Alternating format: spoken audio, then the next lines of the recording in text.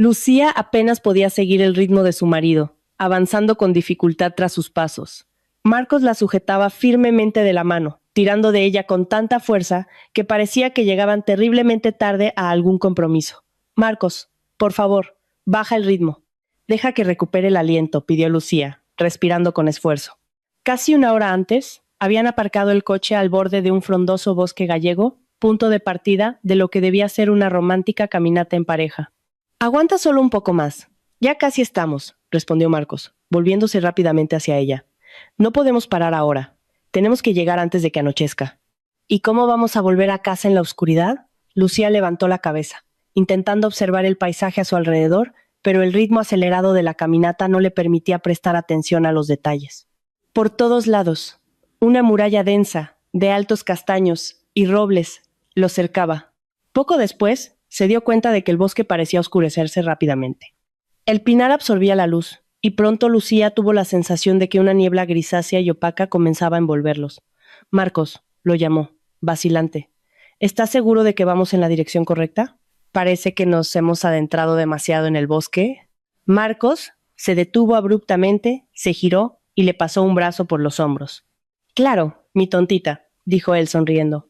Ya había metido las coordenadas en el GPS del móvil.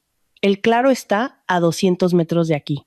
Encontré este lugar la semana pasada, cuando volvía de un viaje de trabajo. Solo que desde el punto donde estaba se podía llegar a pie, explicó Marcos. Por aquí es más fácil, Lucía. Esforzándose por ver en la penumbra, miraba fijamente el rostro de su marido, oía su voz tranquilizadora e intentaba creer que realmente quería salvar su matrimonio. Claro, el método elegido por Marcos para intentar una reconciliación era bastante original. Un picnic en pleno bosque, en un claro aislado y florido. Quizás era exactamente así como Marcos quería demostrar la fuerza de sus sentimientos. Lucía quería creerlo. Al fin y al cabo, habían vivido juntos durante casi 7 años. Si unas semanas atrás alguien le hubiera dicho que aceptaría aplazar el divorcio, Lucía simplemente se habría reído. La situación entre ellos era pésima. Hasta hacía poco, Lucía se preparaba para afrontar una de las fases más difíciles de su vida. Marcos insistía en el reparto de bienes y la humillaba, insinuando que saldría del juzgado prácticamente sin nada. Sin embargo, unos días atrás, todo cambió drásticamente. De repente Marcos empezó a pedirle perdón, diciendo que había cometido muchos errores y que había reconsiderado su postura respecto a la familia. «Dame una última oportunidad, te lo ruego», le dijo arrodillado ante ella. «Voy a demostrarte que lo que siento es verdadero». Fue entonces cuando Marcos propuso aquel paseo romántico por la naturaleza. «Considéralo si quieres como nuestra última noche juntos», murmuró él, bajando la mirada. «Pero si después de esto decides cancelar el divorcio y me das la oportunidad de arreglarlo todo, te juro que seré el hombre más feliz del mundo». Para Lucía, aquel comportamiento fue como mínimo inesperado, pero por muy dolida que estuviera, decidió darle a su marido una última oportunidad.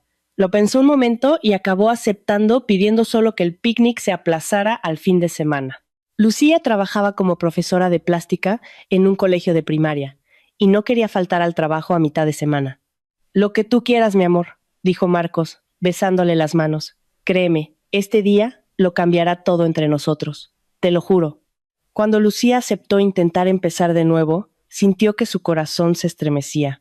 En los días previos al picnic, parecía vivir en un estado de inquietud constante. Marcos, por su parte, se comportó de manera casi ejemplar.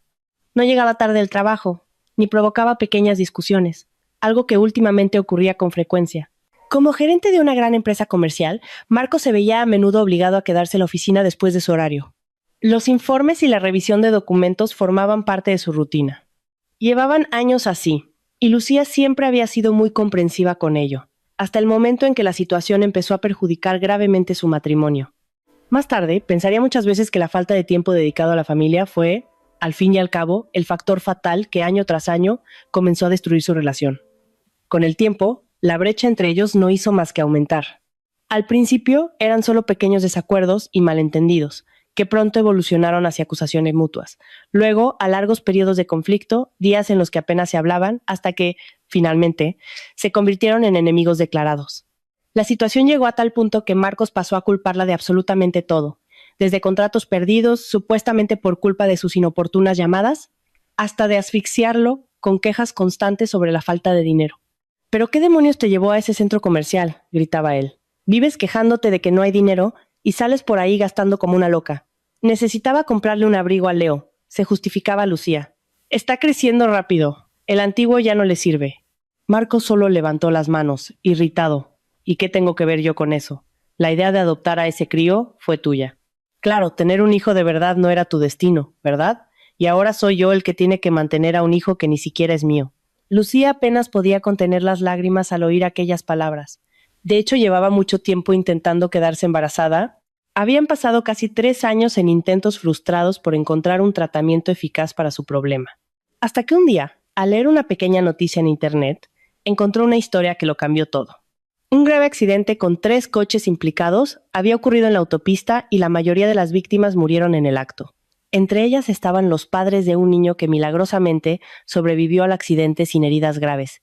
El reportaje informaba de que Leo, así se llamaba el niño de 7 años, había sido trasladado a un orfanato local. Lucía sintió que aquella historia necesitaba un final feliz para el niño. Decidió entonces adoptarlo. Marcos, aunque no demostró entusiasmo, accedió, permitiendo que Lucía registrara al niño únicamente a su nombre. Sin embargo, con el paso del tiempo, el pequeño Leo empezó a irritar cada vez más a su marido. Marcos no aceptaba compartir la atención de su esposa con el hijo adoptivo. Lo que más le molestaba era la idea de tener que mantener a aquel niño hasta la mayoría de edad. Marcos, Leo es nuestro hijo, intentaba explicar Lucía. Es normal que los padres compren ropa y juguetes a sus hijos. No entiendo por qué reaccionas de esa manera. Marcos le lanzó una mirada irritada y levantó el dedo índice. Siempre lo mismo contigo, dijo en tono de reproche. Si no fuera por esa idea estúpida tuya de la adopción, podría haber dedicado más tiempo a mi nuevo proyecto. ¿Sabías que el director quería ofrecerme la jefatura de toda la red regional? Pero eso exigiría viajes constantes, nuevas oportunidades. ¿Y sabes lo que me dijo? Marcos la fulminó con una mirada acusadora. No voy a sobrecargar tu pequeño y limitado cerebro. Continuó con sarcasmo. El director dijo que me ofrecería ese puesto con gusto si no tuviera un niño pequeño que cuidar. Enfatizó la palabra a ambos, al explicar que, en opinión del director, un niño exige la atención constante de ambos padres, y lanzó a Lucía una mirada cargada de expectación. Lucía asintió lentamente. Pues tu director tiene toda la razón, respondió. Los dos trabajamos y sola no podría con todo. Ser padre o madre no solo trae beneficios sociales, también es una responsabilidad seria. Pensé que lo entendías cuando aceptaste la adopción. Marcos negó con la cabeza en un gesto de sarcasmo. Dios mío, ¿a quién intento explicarle algo? Puso los ojos en blanco. Contigo es imposible hablar. Nunca me has entendido. Todos mis objetivos siempre han sido tonterías para ti. Solo retrasas mi crecimiento y mi carrera. Gritaba, escupiendo palabras de rabia, mientras Lucía permanecía inmóvil frente a él, sintiéndose profundamente humillada. Las lágrimas seguían corriendo por su rostro, pero ahora no eran solo de dolor, eran también de indignación y furia. Si para ti es tan insoportable estar con nosotros, entonces vete. Nadie te está reteniendo, gritó ella, sin poder contenerse. ¿Qué? Ironizó Marcos, entrecerrando los ojos como una serpiente. ¿Me estás sugiriendo el divorcio? Lucía no pudo responder. Sentía que si decía una palabra más, se derrumbaría por completo. Aquel día necesitó reunir toda la fuerza que aún le quedaba para calmarse y recuperar el control. Se encerró en su habitación y no permitió que Marcos se acercara hasta que estuvo segura de que podría hablar, sin perder la compostura. Lucía sabía que no podía continuar de aquella forma, pero tampoco quería tomar una decisión precipitada, forzando un divorcio en el calor de la ira. Bajando al primer piso de la casa, se preparó para intentar tener una conversación tranquila con su marido y resolver en la medida de lo posible el malentendido entre ellos. Sin embargo, al acercarse a la cocina, oyó a Marcos hablando con alguien por videollamada. Al principio, pensó que era algo relacionado con el trabajo, pero la voz al otro lado de la línea era nítidamente femenina. Osito, no sé, creo que ya va siendo hora de que cortes ese nudo y abandones de una vez a tu pava.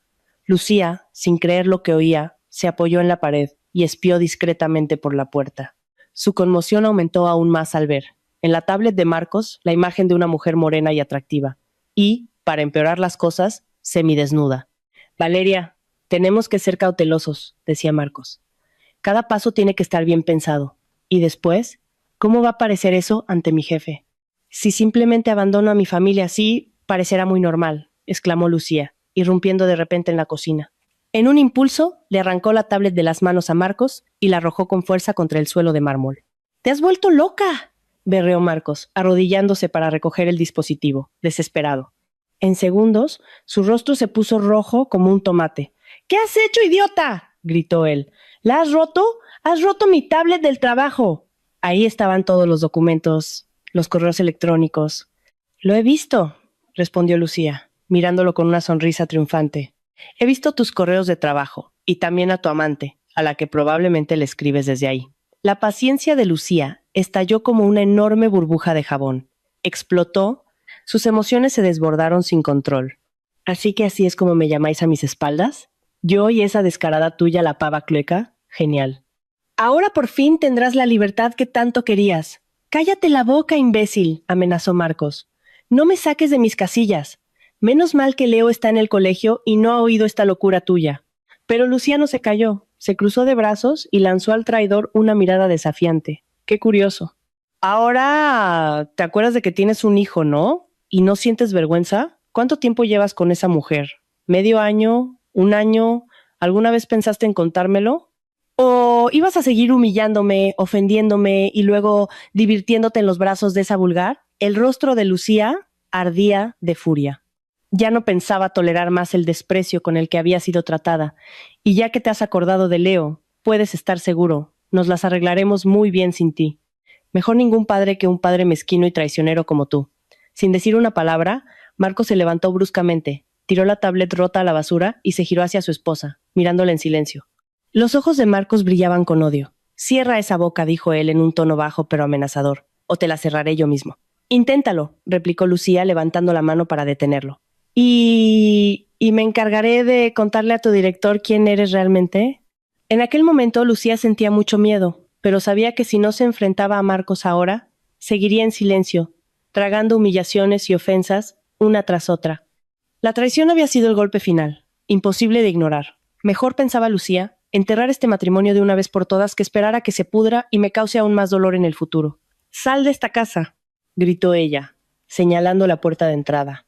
«Mañana mismo solicitaré el divorcio. Ahora eres libre. Corre con tu amante y no te vuelvas a acercar a mí ni a mi hijo. ¿Me has oído?».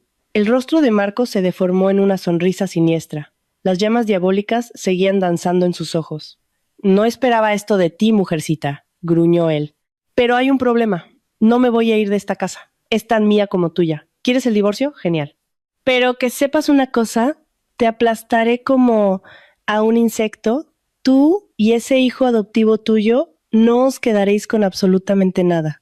Por el tono de voz y la mirada amenazadora, Marcos dejaba claro que estaba dispuesto a llevar la lucha hasta el final, pero Lucía no quiso rebajarse. Sin prolongar aquella horrible escena, subió en silencio a su habitación. Desde entonces, pasaron casi 2 semanas. En ese periodo, Lucía solicitó sola el divorcio y esperó en vano a que su marido hiciera lo mismo. Para su desagradable sorpresa, Marcos no tenía ninguna prisa. Lucía no sabía que toda aquella escenificación de amenazas había sido solo un intento de asustarla. Marcos era demasiado mezquino y calculador para dividir de buen grado, incluso lo poco que habían construido juntos en casi 7 años de matrimonio. Tras reflexionar mejor, se dio cuenta de que gastaría más dinero contratando buenos abogados de lo que realmente conseguiría recibir. Entre los bienes de la familia estaban una casa grande, donde ahora convivían en una guerra silenciosa. Un buen coche a nombre de Marcos, pero comprado con el dinero de los dos, y además una cantidad considerable en una cuenta conjunta, suficiente para vivir cómodamente durante al menos un año. Marcos sentía un verdadero pavor solo de imaginar que todo aquel patrimonio que consideraba fruto exclusivo de su propio esfuerzo pudiera ser dividido por igual, o peor aún, que la mayor parte se quedara con Lucía, ya que tras el divorcio sería vista como madre soltera. Esa perspectiva le hizo cambiar de idea rápidamente. Al final, Marcos pasó a querer revertir la situación e intentar reconquistar la confianza de su esposa. El día que propuso el picnic de la reconciliación, Marcos juró con toda la convicción que había terminado su aventura con la amante y que ahora su corazón y su alma pertenecían solo a Lucía y a su hijo. «Lucía, con Valeria se acabó todo», decía él con fervor. «Me di cuenta de por quién te cambié. Es increíble cómo pude ser tan ciego. Ella solo quería mi dinero y yo me dejé llevar por la apariencia». Viendo la desconfianza evidente en los ojos de Lucía, Marcos decidió jugar su carta de triunfo. Sacó del bolsillo lo que consideraba su mayor argumento. «Este verano nos vamos de viaje juntos a la costa. Yo, tú y el pequeño Leo. ¿Quieres? Te prometí llevaros hace tanto tiempo, pero siempre lo posponía. Decías que no querías involucrarte con nuestro hijo, dijo Lucía, mirándolo directamente. ¿Por qué has cambiado de idea? Marcos desvió la mirada por un instante, intentando inventar rápidamente una respuesta. Pronto se le ocurrió una gran idea. Lu, no te lo vas a creer, pero tengo que decírtelo, comenzó, esforzándose por parecer conmovido. Cuando me quedaba solo en la oficina, en las noches frías y vacías, me di cuenta. No tengo heredero. ¿Para quién estoy luchando? ¿Qué puede ser más importante que la familia? Marcos negó con la cabeza como si estuviera sinceramente arrepentido. Lucía, lo sé. Probablemente fui un pésimo padre para Leo, pero eso va a cambiar, te lo juro. La gruesa capa de hielo que Lucía había formado alrededor de su propio corazón comenzó a resquebrajarse levemente. Sus ojos se llenaron de sombras y Marcos, al darse cuenta, la abrazó con fuerza. Lo vamos a arreglar todo, mi amor. Vamos a arreglarlo todo. Al instante siguiente, sintió el cuerpo de Lucía estremecerse silenciosamente, invadido por lágrimas contenidas. Hundiendo el rostro en el suave cabello de su esposa, Marcos sonrió victorioso. Había caído de lleno en la trampa. «Listo, ya casi estamos», dijo él, conduciendo a Lucía hasta un claro medio vacío, cubierto de vegetación alta y densa. «¿Ya hemos llegado?», preguntó Lucía, entrecerrando los ojos para intentar ver mejor en la penumbra. «Mira allí», respondió Marcos, dejándola pasar delante y empujándola levemente por la espalda. Lucía soltó un gemido al darse cuenta de que de repente sus pies estaban completamente empapados. «¿Qué es esto, Marcos? ¿Qué está pasando?», se giró asustada hacia su marido.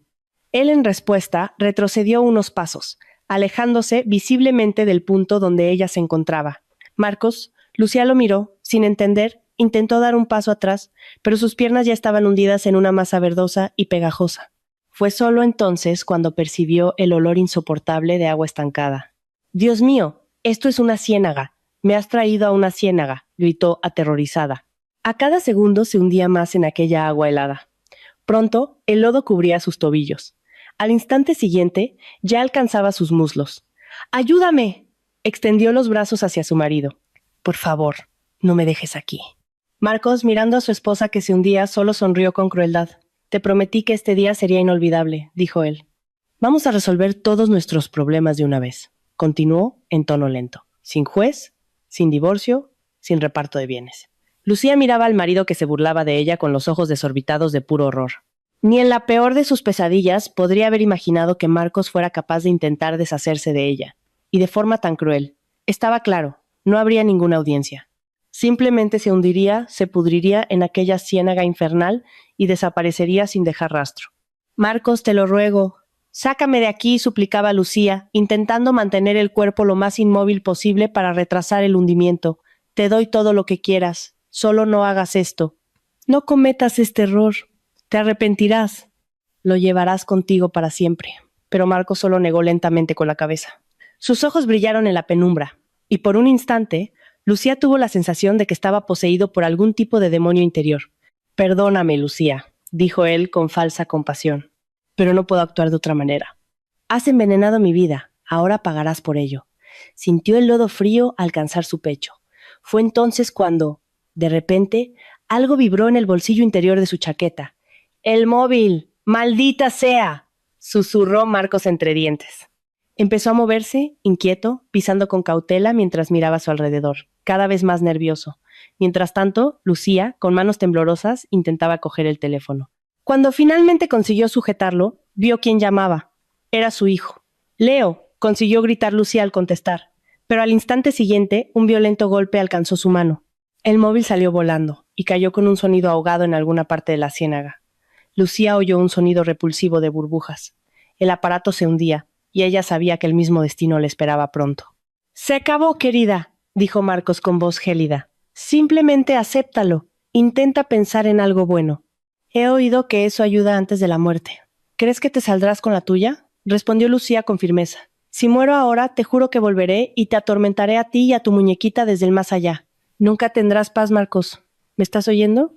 Apenas terminó de decir esas palabras, un extraño crujido resonó desde el bosque detrás de Marcos. Una sombra de miedo cruzó su rostro. Se giró asustado. Durante unos segundos Marcos intentó ver algo en la oscuridad, pero cuando el ruido de una rama seca se repitió, lanzó una última mirada a Lucía y salió corriendo en dirección a la carretera. «Lucía», En shock por todo lo que estaba sucediendo, hizo un último intento. Gritó con toda la fuerza que aún le quedaba. ¡Socorro! ¡Que alguien me ayude, por favor! ¡Socorro! Su voz se fue volviendo cada vez más ronca. El agua ya le llegaba casi hasta la barbilla. Desesperada, Lucía mantenía los brazos en alto todo lo que podía, luchando por su propia vida. Fue entonces cuando volvió a oír el sonido de una rama partiéndose. El sonido se intensificó y, para la inmensa sorpresa de Lucía, lo siguiente que vio fue un simpático hocico canino acercándose rápidamente. De en medio del bosque surgió una hermosa perra de pelaje marrón, una mezcla de collie y mestizo. La perra corrió hacia Lucía, ladró fuerte y empezó a correr alrededor de la ciénaga, tirando de las mangas de la chaqueta de la mujer con los dientes, intentando desesperadamente devolverla a la superficie. ¡Kira! ¡Kira! ¿A dónde vas? ¿Qué has encontrado ahí?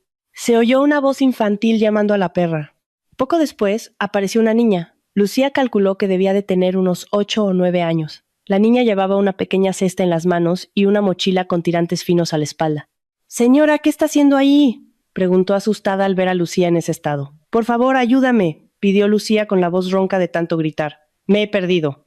Mintió para no asustar a la niña. «¿Tienes teléfono? ¿Puedes llamar a los bomberos?».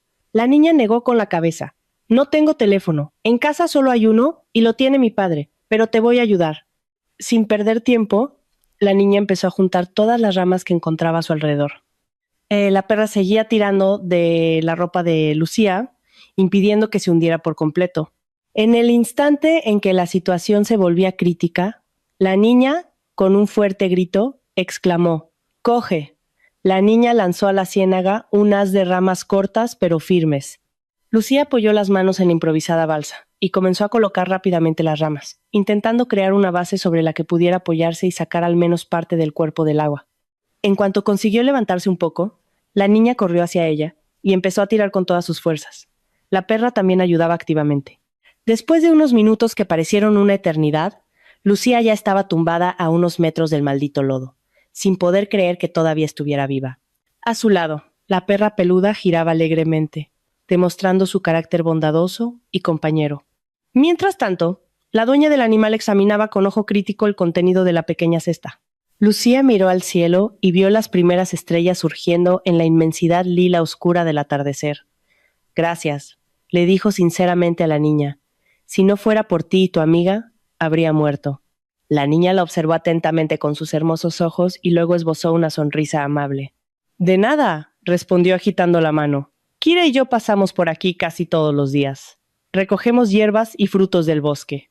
«¿En serio?», se asombró Lucía. «Sí», confirmó la niña, asintiendo. «Luego mi padre y yo lo vendemos todo en el mercadillo del pueblo. De eso vivimos». Lucía se sorprendió al saber que la niña vivía con su padre en un lugar tan apartado, sin rastro de civilización, sin ni siquiera una conexión decente a internet, pero prefirió no comentar nada para no entristecer a la pequeña. Lucía había sobrevivido, pero ahora se enfrentaba a otro problema. Durante el tiempo que pasó hundida en el lodo de la ciénaga, su ropa quedó completamente empapada. Temblaba de frío y sentía un calor febril, comenzando a extenderse por su cuerpo. «Vamos a mi casa», propuso la niña, que como Lucía pronto descubrió, se llamaba Carla. «¿Y tu padre? ¿No se enfadará?», preguntó Lucía por precaución. Sabía muy bien que en su estado no conseguiría llegar ni siquiera a la carretera. Si intentaba cruzar el bosque de noche, moriría congelada bajo algún árbol o sucumbiría a una fiebre provocada por el lodo. «No te preocupes», dijo Carla, negando con la cabeza y sonriendo de nuevo. «Mi padre solo parece serio. En realidad, es muy bueno». «Vamos a casa», llamó la niña, silbando a la perra. Guiadas por Carla, se dirigieron hacia su casa. Caminaron durante aproximadamente media hora hasta llegar a una pequeña pero sólida cabaña de madera. Era un lugar muy tranquilo y probablemente hermoso durante el día, aunque a Lucía le costaba percibirlo ahora, pues la oscuridad ya dominaba el bosque. «Así que se perdió, ¿eh?», preguntó de manera poco acogedora el hombre que las recibió en la puerta. Se llamaba Miguel y además de residente local, también era conocido como el curandero de la región. «Y ni se molestó en mirar un mapa», continuó él, lanzando a Lucía una mirada desconfiada. «No sabía que estas zonas son, digamos, nada amigables». En ese momento, Lucía quiso desaparecer de la vergüenza, pero no tenía dónde ir. Sabiendo que no tenía otra opción, decidió contarle toda la verdad al curandero. Después de escucharla con atención, Miguel le pidió que esperara y se alejó hacia la pequeña cocina, donde su hija estaba preparando un té caliente para la huésped. Con un mal presentimiento, Lucía se acercó discretamente a la cocina y consiguió oír la conversación. «Carla, ¿qué has hecho esta vez? ¿A quién has traído a casa?», regañó Miguel. «Puede quedarse aquí hasta el amanecer, pero en cuanto salga el sol, debes llevarla hasta la carretera y que resuelva su vida». «Pero papá, está enferma», protestó Carla. «¿Cómo vamos a dejar que se vaya así, con fiebre? Y además, has oído su historia. La señora Lucía ha pasado por algo horrible. No podemos darle la espalda». Miguel solo negó con la cabeza en respuesta. «Esa mujer no puede quedarse aquí. Es una extraña. Que consiga que alguien la lleve y vuelva a la ciudad». «No sabemos quién es en realidad. ¿O quieres que de nuevo te llamen brujita en el colegio? ¿Has olvidado por qué nos mudamos aquí? Entre esa gente no había lugar para nosotros». Lucía tosió fuerte, anunciando su presencia. Miguel se giró para mirarla. Lucía bajó la mirada y con voz firme dijo: «Créame, no quiero traerles problemas, pero no puedo volver a la ciudad ahora. Al menos no hasta que encuentre una solución para lidiar con mi marido. Tiene a mi hijo Leo. Solo tiene 9 años», continuó Lucía con la voz entrecortada. «Tengo miedo de que Marcos lo use como rehén si descubre que sigo viva», completó. Al hablar de su hijo, vio un brillo de compasión surgir en los ojos de Miguel, aunque él intentara mantener una expresión de indiferencia, como si los problemas de aquella mujer de la ciudad no le conmovieran.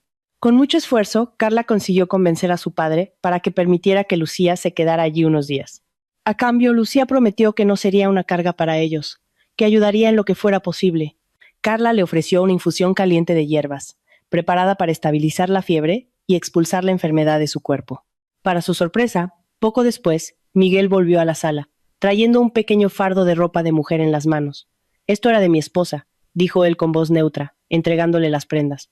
«¿Necesitas cambiarte cuanto antes de que la enfermedad se agrave?» «Muchas gracias», agradeció Lucía, cogiendo la ropa. Unos pantalones anchos de algodón, una camiseta y una cálida camisa de franela. Sintió que su rostro se sonrojaba al oír de quién había sido aquella ropa. Al percibir su incomodidad, Miguel añadió, como si adivinara sus pensamientos: «Tranquila, Isabel falleció hace tiempo». «¿Fue poco después de que naciera Carla?» Su corazón simplemente se paró. Los médicos dijeron que fue el esfuerzo del parto. No resistió. Lucía no supo qué decir. Se quedó en silencio. Sintió una compasión sincera por Miguel y el hombre pareció, poco a poco, abrirse un poco más. Más tarde, cuando la huésped ya se había cambiado y llevaba ropa seca, Miguel la llamó para tomar otro té en la cocina. Sentándose a su lado, Miguel habló en voz baja y tranquila, comenzando a contar su difícil historia. «Debes pensar que soy un bicho raro, un salvaje», dijo él, «pero hay un motivo para que actúe así. Mucha gente de mi pasado me ha demostrado que hacer el bien puede ser muy perjudicial para la salud». Miguel contó que muchos años antes trabajaba como médico, especialista en diagnósticos en una clínica privada. Era muy talentoso y gracias a sus diagnósticos precisos, muchos pacientes recibieron el tratamiento correcto a tiempo. Fue más o menos en esa época cuando conoció a su futura esposa. «Acabábamos de casarnos, éramos tan jóvenes», recordó él. Isabel trabajaba como ilustradora en una editorial infantil. A los niños les encantaba, sobre todo los dibujos que hacía de pececitos, animalitos. Una sombra triste cruzó el rostro del hombre. «Un día vino a mi consulta el nuevo jefe de Isabel», contó él, un tipo joven, muy engreído, que acababa de asumir la dirección de su departamento en la editorial. Tenía problemas serios en el hígado, pero creía que era solo cansancio y exceso de tabaco. Lo derivé al especialista adecuado y cuando llegaron los resultados, Miguel suspiró. «Casi empecé a fumar yo también de lo nervioso que estaba». Resumiendo, necesitaba una cirugía urgente y cada día era crucial. Al principio no se lo creyó mucho, pero al final aceptó ingresar en el hospital. «¿Y qué pasó?», preguntó Lucía con cuidado. «¿No sobrevivió? Todo lo contrario. Sobrevivió, sí», respondió Miguel con una sonrisa amarga. «Solo que, para mi mala suerte, vio a Isabel en el pasillo de la clínica. Antes de eso, ni se conocían. En cuanto el desgraciado se recuperó, empezó a acosar a mi mujer, haciendo de todo para llamar su atención. Le mandaba flores, le daba entradas para el teatro. Lucía seguía en silencio, esperando que continuara. Naturalmente mi esposa me lo contó todo. Entre nosotros nunca hubo secretos. Así que fui a ver a ese sujeto y le expliqué muy claramente que si se acercaba a mi mujer otra vez, tendría nuevos problemas de salud. Pero él...» Miguel hizo una pausa amarga. En lugar de retroceder, decidió vengarse. Presentó una denuncia falsa, diciendo que yo atendía a pacientes bajo los efectos de sustancias. Claro que no era verdad. pero colocó un paquetito con polvo en mi consulta y la policía ni se molestó en investigar a fondo. Miguel contó que aunque sus análisis de sangre no mostraron la presencia de sustancias prohibidas, el tribunal aún así lo condenó, acusándolo de posesión de drogas. La clínica, donde trabajaba inmediatamente, se desvinculó de él, revocando su licencia de médico. Si no fuera por Isabel, continuó Miguel con tristeza, ella vendió casi todo lo que teníamos para pagar un buen abogado. Si no fuera por ella, nunca habría salido de la cárcel. Me pusieron en libertad condicional después de 3 años, concluyó Miguel, terminando su relato. Isabel me esperó y empezamos todo de cero, solo que como médico nunca más conseguí trabajo. ¿Quién iba a querer contratar a un especialista con antecedentes penales? Lucía sintió una compasión verdadera por el hombre. Sabía muy bien lo que era perderlo todo de la noche a la mañana y quedarse cara a cara solo con el propio destino. Entonces, ¿fue por eso que viniste aquí? ¿Te convertiste en un ermitaño?, dedujo ella. Miguel asintió. Empecé a interesarme por la homeopatía, por el uso de hierbas medicinales. Pensé, ya que no podía trabajar más con remedios químicos, ¿por qué no intentar usar los regalos de la propia naturaleza? A ella también le gustó la idea, añadió. En aquella época, ya había dejado la editorial. Trabajaba como dependienta en una tienda cualquiera. Nunca superó el hecho de que en su profesión existieran personas tan ruines. Se quedaron en silencio por un momento. Entonces Miguel continuó con un tono más suave, como si estuviera abriendo su corazón. Después de la muerte de mi esposa, me quedé solo con Carla. Fue muy difícil. Quizás me he vuelto un poco salvaje en este tiempo, pero espero que me entiendas, continuó Miguel. Es difícil confiar en la gente después de que te arrastren por el fango y te impidan ejercer la profesión que amabas. Lucía solo sonrió y dijo que no le guardaba ningún rencor. En ese instante, Carla entró corriendo en la cocina. «Papá, ¿ya le ha contado a la señora lo genial que es esto?», preguntó animada, mirando a Lucía mientras abrazaba a su padre, que estaba sentado a su lado. «Yo también quiero ser médica cuando sea mayor, como papá», dijo Carla, entusiasmada. «Solo que todavía no sé si quiero cuidar de personas o de animales». Los tres rieron juntos y Lucía casi pudo sentir en la piel cómo aquella risa rompió toda la tensión que había en el ambiente. Le contó a la niña que trabajaba como profesora de plástica en un colegio y hasta se ofreció a darle algunas clases para que la pequeña pudiera aprender a dibujar a sus animales preferidos en papel. «¡Wow! Sería increíble», exclamó Carla, entusiasmada. Lucía prometió que podrían empezar al día siguiente. Después sugirió a Miguel que acostara a su hija. Tras dudar un poco, él accedió. «Solo léele un poquito antes de dormir», pidió él. Hay unos libros en la estantería ilustrados por su madre cuando aún vivía. Lucía asintió en silencio y siguió a la niña hasta su habitación. Aquella misma noche, Marcos volvió a casa con el corazón latiendo aceleradamente de excitación.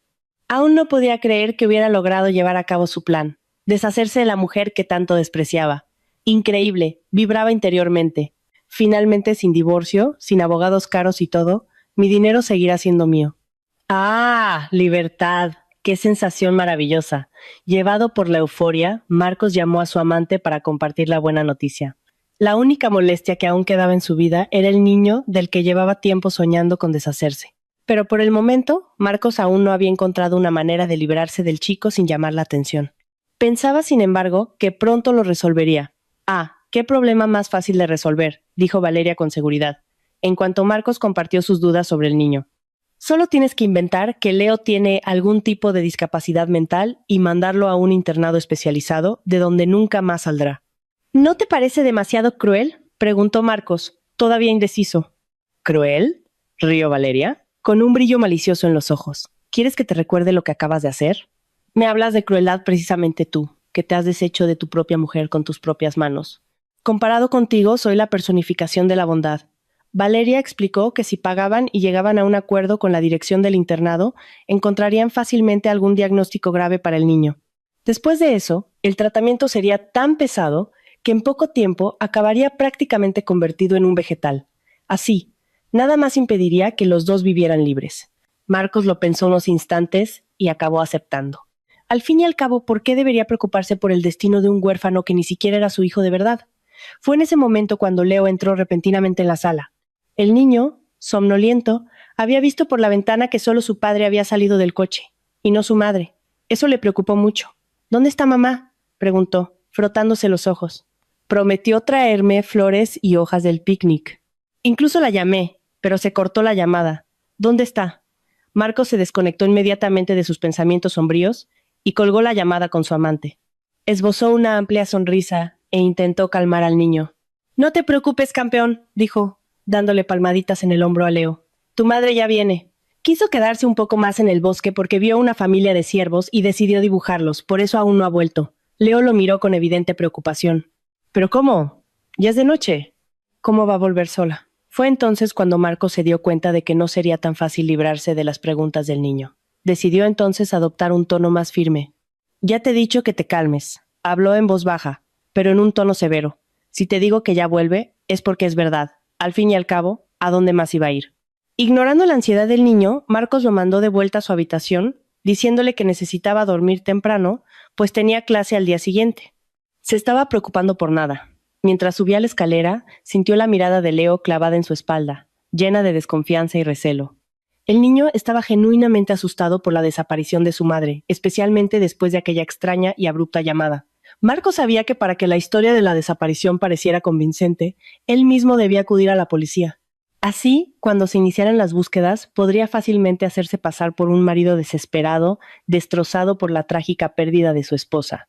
Tras esperar el tiempo adecuado para este tipo de situación, Marcos fue a la comisaría y denunció la desaparición. Antes de eso, con la frialdad de un verdadero profesional, eliminó todos los rastros de la presencia de Lucía en el coche que habían usado para ir al bosque. También borró del móvil, del ordenador y de la agenda cualquier mención al picnic.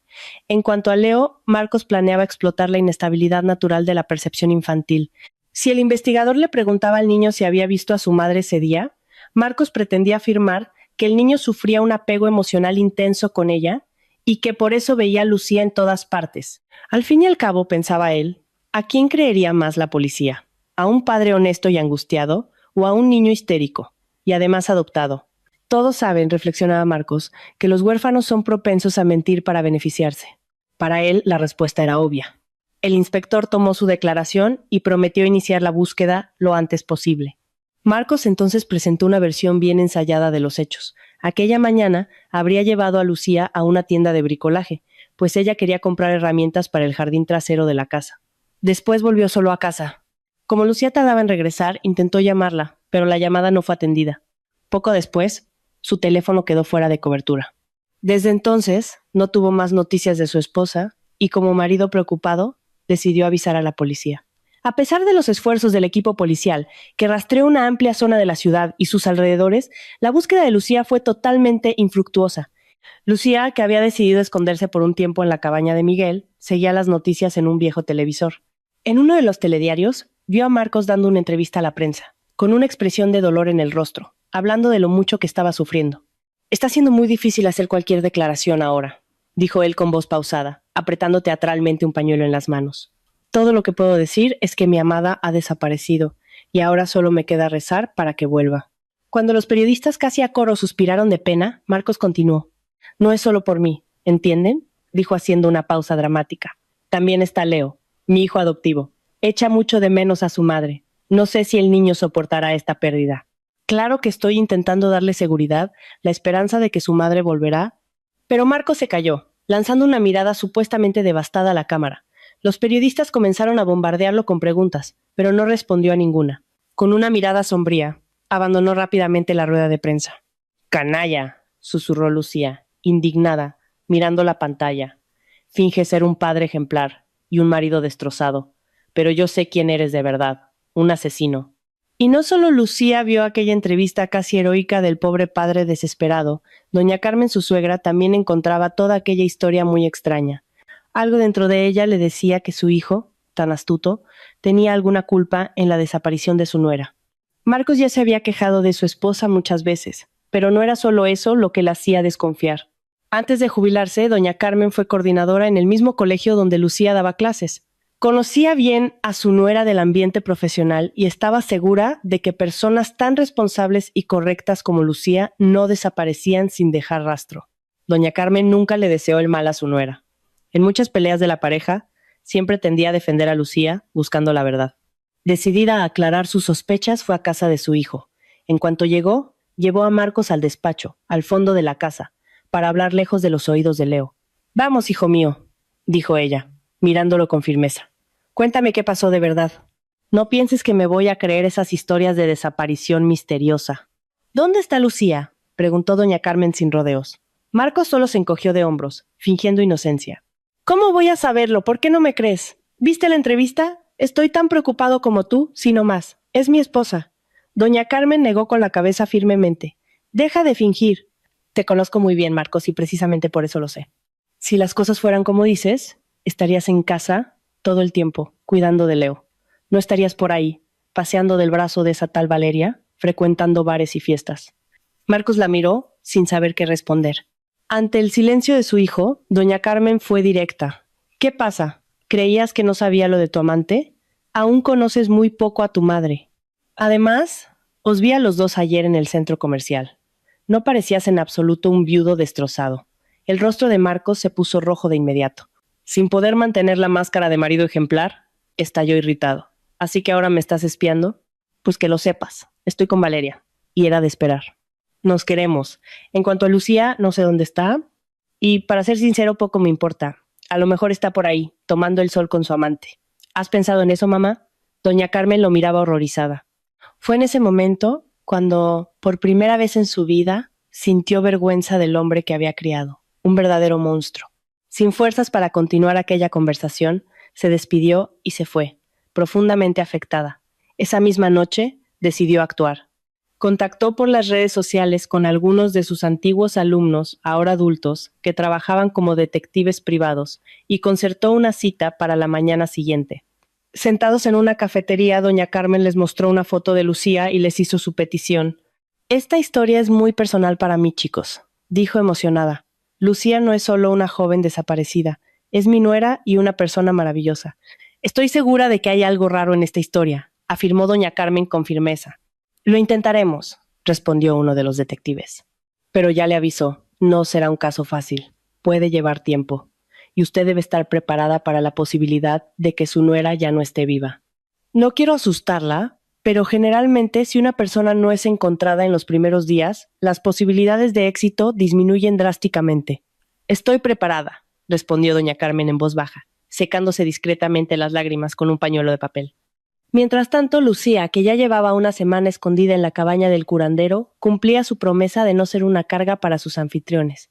Acompañaba a Carla en sus caminatas por el bosque y ayudaba a la niña a clasificar y separar las hierbas recogidas. Durante esos paseos, Carla le enseñaba sobre la naturaleza y el uso medicinal de las plantas.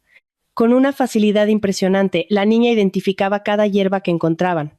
Esto es hipérico, ayuda con las inflamaciones, explicaba Carla. Y también está la corteza de sauce blanco y el espino albar. Son geniales para cerrar heridas y detener hemorragias.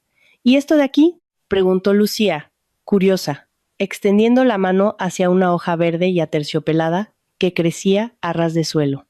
¡No!, exclamó Carla, logrando sujetarle la mano a tiempo. Esa planta es muy venenosa. Te llenarías de ampollas si la tocaras. Lucía se admiraba de lo mucho que sabía aquella niña. Quizás era difícil para Carla vivir aislada, lejos de la gente, pero la niña comprendía perfectamente los procesos de la naturaleza, y en lo que respecta a las hierbas, Carla ya era casi una experta.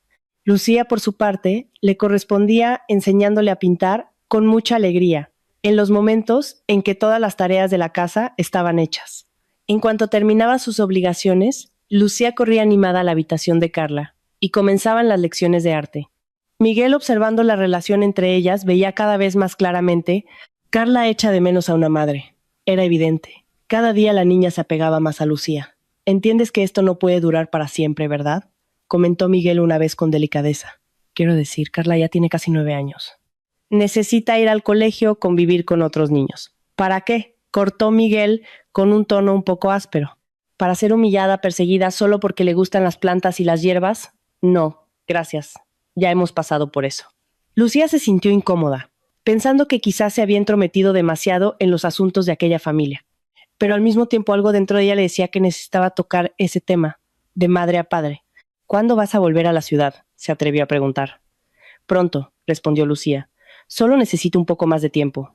Necesito pensar en cómo desenmascarar a mi marido. No puedo simplemente aparecer allí de repente. Las preguntas serían muchas. ¿Dónde he estado? ¿Con quién he estado? Y tampoco quiero involucraros en esto. Os estoy muy agradecida a ti y a Carla por todo. Miguel asintió comprensivo y luego se disculpó. Pienso volver a matricular a Carla en el colegio, prometió él, pero no ahora. Deja que se quede un poco más aquí, libre, sintiendo la naturaleza hasta la punta de los dedos, dijo Miguel. Estoy seguro de que eso le será útil en el futuro. Lucía prefirió no discutir. Para ella, bastaba saber que las intenciones de Miguel eran sinceras y sensatas. Mientras tanto, al otro lado de la ciudad, en un viejo tramo de carretera que llevaba al aeropuerto, Marcos ponía en práctica una etapa más de su plan para alejar cualquier sospecha de sí mismo. Había comprado, a través de intermediarios, un coche viejo. Dentro del vehículo colocó algunas pertenencias de Lucía. Luego vertió gasolina por todo el coche y le prendió fuego. En cuestión de segundos, las llamas subieron alto, consumiendo el automóvil hasta que no quedó más que un trozo de hierro retorcido y carbonizado. Marcos había elegido aquel tramo de la carretera precisamente porque estaba mal vigilado. No había cámaras de seguridad allí. Sabía que necesitaba un lugar donde nadie pudiera verlo. Unos días después, el coche quemado fue encontrado. Cuando el inspector le presentó a Marcos las pertenencias chamuscadas de su esposa, él escenificó un sufrimiento devastador. Se aseguró de parecer lo más destrozado posible. «No puedo creer que hayan encontrado esto», dijo con voz arrastrada, como si cada palabra le costara un enorme esfuerzo. «Parece que Lucía realmente quería dejarme», continuó Marcos, con una expresión de tristeza forzada. «Siempre fue un poco inestable emocionalmente. Una vez incluso llegó a amenazarme, diciendo que cogería a nuestro hijo y desaparecería a un lugar donde nunca más los encontraría». Marcos soltó un sollozo fuerte y forzado que hizo que los investigadores intercambiaran miradas discretas. «¿Confirma usted que estas pertenencias son de su esposa?», preguntó de nuevo uno de los policías. «¿Y en su opinión, habría algún motivo específico para que ella quisiera huir?». Marcos asintió cautelosamente, confirmando que los objetos pertenecían a Lucía. En cuanto al motivo de la desaparición, sugirió, de forma vacilante, que quizás había un amante involucrado, alguien que él desconocía. «Quizás se fue tras ese hombre y algo salió mal en la carretera», dijo. Al fin y al cabo, el coche era viejo. No es de extrañar que se incendiara tan rápido. A pesar de las dudas, los investigadores acabaron aceptando esta versión de los hechos. Consideraron que la hipótesis tenía sentido. Como resultado, Lucía fue oficialmente declarada muerta. Según la investigación, habría muerto en un accidente seguido de incendio. El caso fue cerrado. Marcos, internamente, celebraba en silencio. Ahora, finalmente, podría vivir libremente junto a Valeria, sin tener que preocuparse por nada y conservando todo su patrimonio. Valeria, por cierto, se encargó de ayudar a Marcos a organizar un funeral improvisado. Como no había cuerpo real, decidieron llenar el ataúd con un peso simbólico solo para realizar la ceremonia de despedida. Al funeral asistieron solo algunos amigos cercanos de Lucía, además de Marcos y la propia Valeria. Doña Carmen, al enterarse del desenlace de la investigación, rechazó terminantemente la invitación a la ceremonia. Tenía la plena convicción de que todo aquello era una farsa orquestada por su hijo, y creía firmemente que Lucía todavía estaba viva. En cuanto a Leo, en cuanto Marcos anunció la muerte de su madre, el niño sufrió una violenta crisis de histeria. Simplemente se negaba a creer en la muerte de Lucía, y pasó a culpar a su padrastro de la tragedia. «Fue culpa tuya, perdiste a mamá. ¿Dónde estás, mamá?». Valeria, que no se separaba de Marcos ni un instante, le hizo una señal discreta. Marcos entendió de inmediato, y sin dudarlo llamó a los enfermeros del internado especial.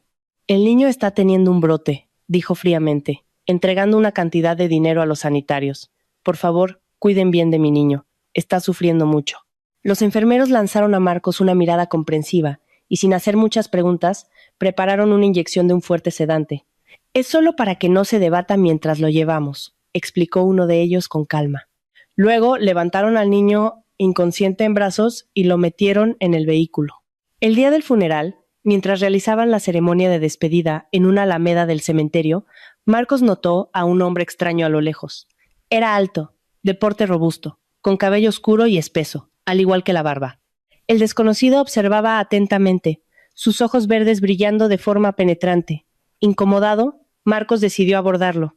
«Perdón, ¿nos conocemos?», preguntó, intentando sonar casual. «Creo que no», respondió el hombre de manera evasiva. «Pero quizás conocía a su difunta esposa. Hoy es su entierro, ¿cierto?». El extraño desvió la mirada hacia algún punto en el horizonte, mientras Marcos sentía un escalofrío recorrerle la espina dorsal y la sangre helarse. «¿Cómo sabe eso?», preguntó con voz temblorosa. No sé. Solo lo imaginé, respondió el hombre, ajustándose mejor el cuello de la chaqueta. Hace frío hoy, ¿verdad? Mal tiempo para un picnic. El rostro de Marcos se volvió ceniciento, la boca seca. Era Miguel. Y Lucía le había pedido que fuera al cementerio ese día. Con una sonrisa amistosa, Miguel miró directamente a los ojos del canalla. Todavía está húmedo, dijo.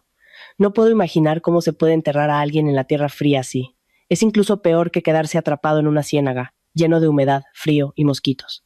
Marcos tragó saliva, con un nudo apretándole la garganta. No creía lo que oía, pero estaba claro. Aquel hombre lo sabía todo. Peor aún, parecía haber sido testigo del intento de asesinato. ¿Dónde había fallado Marcos? ¿Sería que el crujido que oyó en el bosque era en realidad el sonido de los pasos de aquel hombre? El pánico se apoderó de él. Desesperado, intentó sobornar a Miguel, ofreciéndole una gran suma de dinero para comprar su silencio. Pero en respuesta recibió solo una sonrisa, esta vez de puro desprecio. ¿Crees que todo en este mundo se puede comprar con dinero? ¿No es así?, dijo Miguel, mirándolo fríamente. Entonces, mirando a Marcos directamente a los ojos, añadió en tono tranquilo y firme: Alguien te prometió que tendrías una vida divertida después de la muerte de tu esposa. ¿Recuerdas? ¿Qué quieres de mí?, gritó Marcos, incapaz de contener el terror que lo dominaba. No es lo que yo quiero, respondió Miguel con serenidad. Tú sabes muy bien quién quiere. Ella quiere justicia. Los nervios de Marcos cedieron. Soltó un grito corto e instintivamente retrocedió, tropezando en dirección a su coche. En cuanto vio a Miguel desaparecer entre los árboles, corrió hacia el vehículo, ignorando a Valeria, y arrancó en silencio, decidido a seguirlo. Marcos quería asegurarse de que aquel sujeto no era solo algún loco de la región. Para su sorpresa, el hombre de la chaqueta rodeó el cementerio y se adentró en el bosque. Marcos, cauteloso, salió del coche y comenzó a seguirlo a una distancia segura. Miguel hacía como si no notara la persecución, pero en realidad sabía muy bien que Marcos estaba detrás de él. Finalmente llegaron a un punto escondido en medio del bosque. Fue entonces cuando Marcos oyó un fuerte grito detrás de él, y ya era demasiado tarde.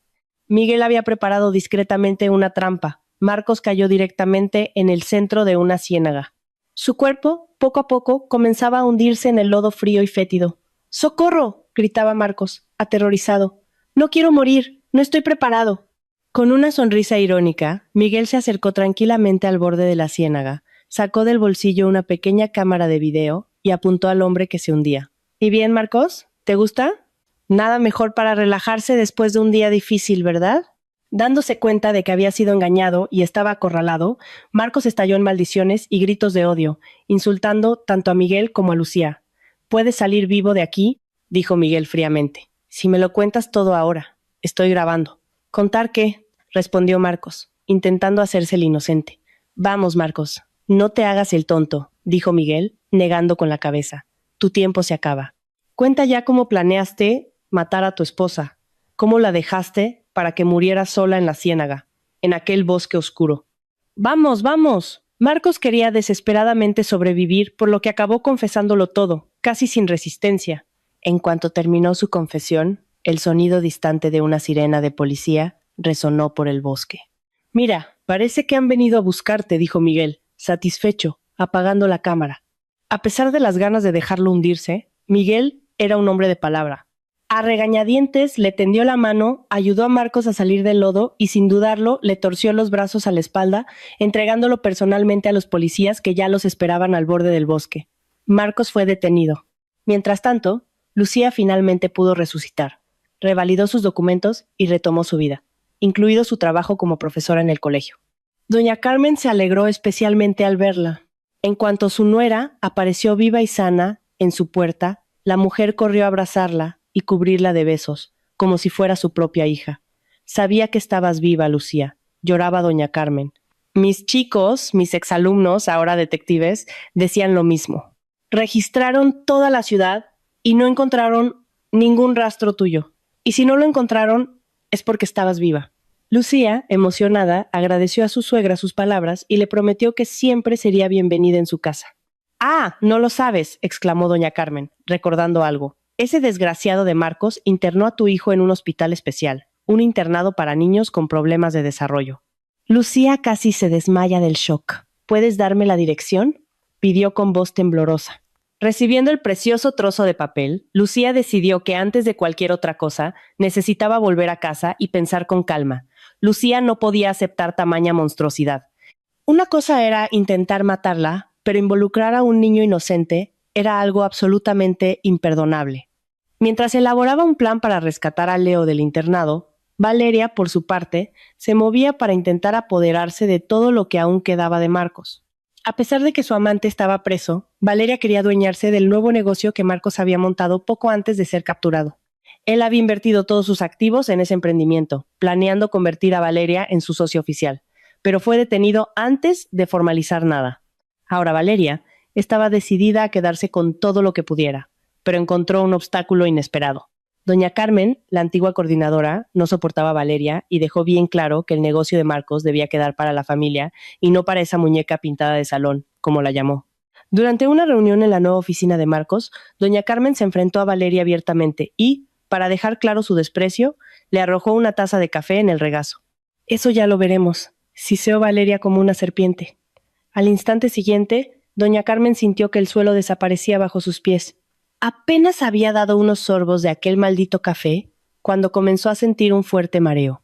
Fue hospitalizada de urgencia, víctima de un grave infarto. Por poco no perdió la vida. Cuando Lucía la visitó en el hospital, doña Carmen no dudó en compartir sus sospechas. Creía que Valeria podría haber puesto algo en su café.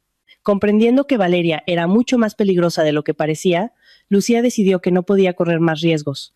Ya había sufrido demasiadas pérdidas, no soportaría enfrentarse a otra tragedia.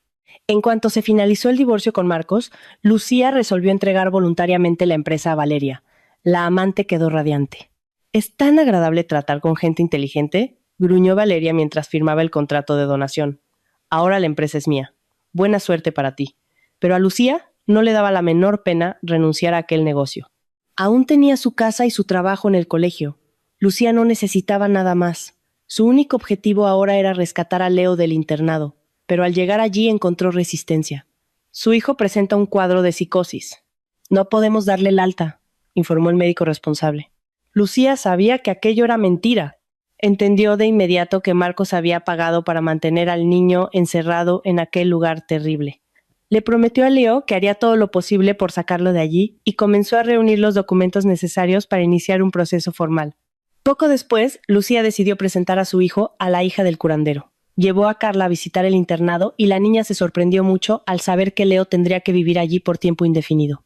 Mientras Lucía resolvía asuntos con la dirección de la institución, los niños pasaron un tiempo jugando juntos. A la hora de la despedida, Carla le entregó a Leo una pequeña nota secreta. Le sugirió que escapara por la ventana durante la noche. «Te esperaré justo debajo de la ventana», decía la nota, «y te llevaré a un lugar seguro». Leo, que no quería permanecer ni un día más en aquel internado, siguió el plan al pie de la letra. Él y Carla se escondieron en el bosque y luego fueron a casa de Miguel. Al principio, el curandero se preocupó mucho al ver que su hija había traído a un niño desconocido a casa. Pero al saber que se trataba del hijo de Lucía, acogió a Leo, lo alimentó e hizo todo lo posible para que se sintiera seguro. Desafortunadamente, Miguel había olvidado anotar el nuevo número de teléfono de Lucía, y por eso no pudo avisarla de inmediato. Mientras tanto, Lucía, al descubrir que su hijo había huido del internado, entró en pánico. No tenía idea de dónde podría estar el niño y tampoco apareció en casa. Al día siguiente, fue llamada a declarar en la comisaría. Los investigadores sospechaban que ella misma había secuestrado a su hijo. «Por favor, no es nada de eso», explicó Lucía, intentando defenderse. En realidad, Leo nunca debería haber sido internado en ese lugar. Todo esto fue una trampa de mi exmarido. A continuación, Lucía relató toda su versión de los hechos. La policía, interesada en la historia contada por Lucía, prometió investigar el internado. Unos días después, Miguel finalmente consiguió localizar a Lucía en su pueblo y le contó a la madre afligida que Leo estaba a salvo en su casa. Desafortunadamente, mientras Miguel estaba fuera, la policía ya había encontrado a los niños en la cabaña. Fue necesario contratar a un buen abogado para que su nuevo amigo no fuera acusado injustamente, lo que casi sucedió. Al final de la investigación, el internado no resistió la inspección. Leo fue devuelto a Lucía, que se sintió la madre más feliz del mundo. Los médicos que aceptaron el dinero de Marcos fueron detenidos y castigados por sus actos, así como toda la dirección del internado, que también estaba involucrada en la trama. Con el tiempo, la amistad entre Lucía y Miguel se transformó en un amor profundo. Se casaron y Lucía se convirtió oficialmente en madre no solo de Leo, sino también de la pequeña Carla. que ya la consideraba como una verdadera madre desde hacía mucho tiempo. Lucía, por fin, sentía que su vida había reencontrado el orden y la armonía. Miguel se mudó a la casa de Lucía y junto con los niños formaron una familia unida. Él continuó su trabajo con hierbas y abrió en la ciudad una pequeña consulta de homeopatía. En cuanto a Valeria, las cosas no terminaron tan bien. No era tan inteligente como imaginaba. Incapaz de gestionar los negocios de Marcos, cerró acuerdos desastrosos, perdió todos los activos y acabó declarándose en bancarrota. Después de eso, dejó la ciudad para siempre.